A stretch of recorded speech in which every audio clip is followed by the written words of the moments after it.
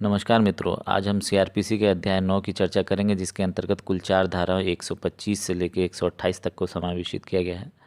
यह अध्याय मूल रूप से भरण पोषण की बात करता है। तो अब प्रश्न उठता है कि भरण पोषण किसको मिलना चाहिए या कौन इसकी मांग कर सकता है। इसकी प्रक्रिया क्या है, यदि भरण पोषण लगाया गया है तो क्या इसमें बदलाव हो सकता है अथवा नहीं, तथा भरण पोषण से संबंधित अन्य प्रश्नों को आज देखेंगे। तो मैं हूं राकेश और आप देख रहे हैं लॉज विथ राकेश। तो चलिए शुरू करते हैं आज का ये वीडियो। सबसे पहले हम देखेंगे कि भरण पोषण के लिए भारतीय समाज में प्राचीन काल से ही यह धारणा रही है कि प्रत्येक व्यक्ति अपने वृद्ध माता पिता, पत्नी और अवयस्क संतानों के लिए भरण पोषण की व्यवस्था सुनिश्चित करने के लिए उत्तरदायी है। यह केवल व्यक्ति का कर्तव्य नहीं अपितु सामाजिक दायित्व भी है। सामाजिक दायित्व का निर्वचन भी सुप्रीम कोर्ट ने जहांगीर कौर बनाम जसवंत सिंह, इसके अलावा भगवान दास बनाम कमला देवी, इसके अलावा आशीष बनाम डीसी तिवारी के बाद में अभी निर्धारित कर चुका है कि यह भरण पोषण जो है एक सामाजिक दायित्व भी है। अब प्रश्न उठता है कि भरण पोषण की मांग कौन कर सकता है या किसको मिल सकता है।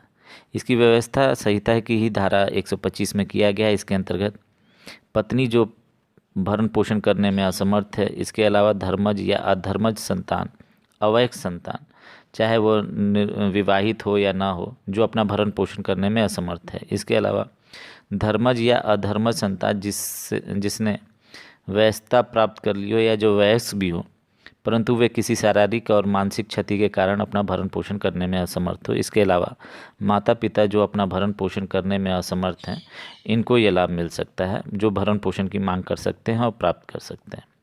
अब प्रश्न उठता है कि आवेदन किसके पास किया जाए। इसकी व्यवस्था भी धारा 125 के उपधारा 1 में किया गया है। इसमें यह बताया गया है कि प्रथम वर्ग मजिस्ट्रेट के न्यायालय में आवेदन किया जा सकता है या कोई अन्य विशेष न्यायालय जो इस निमित्त व्यवस्था की गई है, जैसे कि फैमिली कोर्ट। अब अंतरिम भरण पोषण की भी व्यवस्था इसी धारा में की गई है, जो प्रभावी हुआ था 2001 में संशोधन द्वारा। जहाँ तक अंतरिम भरण पोषण की बात है, इसका वीडियो ऑलरेडी मैं बना चुका हूँ, जो आप डिस्क्रिप्शन बॉक्स में जाके उसका लिंक देख सकते हैं। इन सब के अलावा धारा 125 के उपधारा 4 में यह भी बताती है कि कब पत्नी को भरण पोषण या अंतरिम भरण पोषण नहीं मिल सकता है। उसमें कुछ मुख्य बिंदु है, जैसे कि जारता की स्थिति में पत्नी रह रही है, या पर्याप्त कारण के बिना पति के साथ रहने से इनकार करती है, या पारस्परिक सहमति से पृथक रह रही है। अब प्रश्न यह भी उठता है कि क्या यह सभी धर्मों पर एक समान लागू होता है। तो इसका जवाब मोहम्मद अहमद खान बनाम साहबानो बेगम का केस, जिसमें यह भी निर्धारित हुआ था कि धारा 125 के प्रावधान सभी धर्मों पर एक समान लागू होंगे, अतः मुस्लिम महिला भी इस धारा के अधीन भरण पोषण मांग सकती है। अगला प्रश्न यह भी है कि भरण पोषण की मांग कहाँ किया जा सकता है या किस न्यायालय में किया जा सकता है, या इसकी प्रक्रिया क्या है। इसकी व्यवस्था भी संहिता की ही धारा 126 में किया गया है। इसमें बताया गया है कि किसी व्यक्ति के विरुद्ध धारा 125 के अधीन कार्रवाई किसी ऐसे जिले में की जा सकती है जहाँ वह रहता है या जहाँ वह या उसकी पत्नी निवास करती है। इसके अलावा जहाँ उसने अंतिम बार यथास्थित अपनी पत्नी के साथ या अधर्मज संतान की माता के साथ निवास किया है। दूसरी तरफ धारा 126 की उपधारा 2 एविडेंस या साक्ष्य लिए जाने का प्रावधान करती है, जिसमें दोनों पक्षों के एविडेंस या साक्ष्य रिकॉर्ड किए जाते हैं।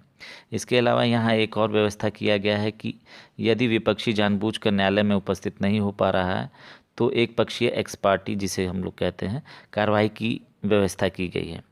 यदि धारा 126 की प्रकृति या नेचर की बात करें तो यह न तो आपराधिक है और न ही दीवानी। इस धारा में वर्णित उपबंध अंशतः आपराधिक तथा अंशतः दीवानी प्रकृति के हैं, जिसकी पुष्टि अशफाक मोहम्मद बनाम सईद कुरैशी के वाद में भी किया गया था।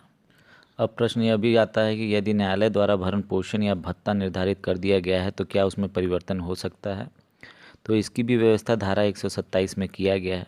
इसमें यदि भत्ता देने वाले पक्षकार के परिस्थितियों में तब्दीली या परिवर्तन हो जाने पर मजिस्ट्रेट कर सकता है जो वह ठीक समझे, या यह कह सकते हैं कि मजिस्ट्रेट को परिस्थितियों में तब्दीली का समाधान हो जाने पर उसमें संशोधन कर सकता है जो वो उचित समझे। इसके लिए पक्षकार को अपना कथन साबित करना पड़ता है। इससे संबंधित एक प्रमुख बात था जिसमें उपरोक्त सारी बातें बताई गई थी, वह है भूपेंद्र सिंह बनाम दलजीत कौर। परिस्थितियों में परिवर्तन एक व्यापक टर्म है।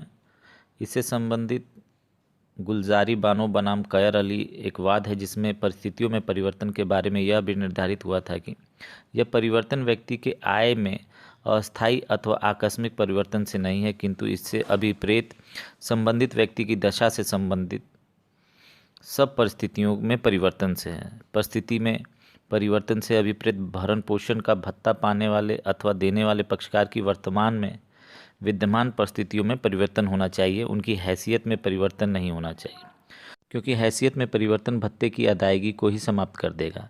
इसके अलावा एक प्रश्न यह भी उठता है कि परिस्थितियों में परिवर्तन से अभिप्रेत केवल पति की परिस्थितियों में परिवर्तन से है या दोनों पक्षकारों की परिस्थिति से संबंधित है।